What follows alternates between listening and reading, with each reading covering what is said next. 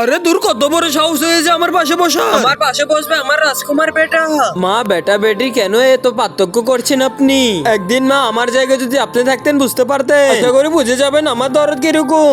NAD ধরুন না, বুঝতে পারবেন। মাকে চিঠিটা দেব, মা তুমি আমাদের মতো একদিন হয়ে যাও, আমি তোমাদের মতো হয়ে যাই। বলো বাচ্চারা, কি খাবে তোমরা? মাম্মা আমি চিকেন তন্দুরি খাবো।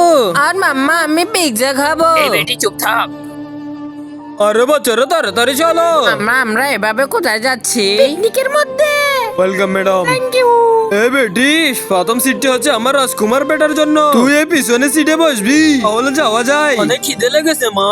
আরে তুই চিন্তা করিস না, এখনই রুটি বানিয়ে দিচ্ছি তোর জন্য। পানি 30 লাগছে। বলো কোন রঙের জুসটা খাবে তুমি? মা, আমার ঠান্ডা লাগতেছে, একটা কম্বল দিয়ে দেন না। কথা কম বলে চুপচাপ বসে থাক। আরে রোমান কি মামা তাড়াতাড়ি স্কুলে আসুন। ম্যাডাম কি হয়েছে তাড়াতাড়ি বলুন। আর আগে দেখবো কারা শয়তানকে হারিয়ে মা বাবাকে ভালোবাসে। যারা মা বাবাকে ভালোবাসে তারা ভিডিওতে একটি লাইক করে চ্যানেলটাকে সাবস্ক্রাইব করে দিবে। আর যারা শয়তানকে ভালোবাসে তারা লাইক সাবস্ক্রাইব করতে হবে না। আর কমেন্টের শেষে আই লাভ ইউ বাবা মা লিখে যাবে।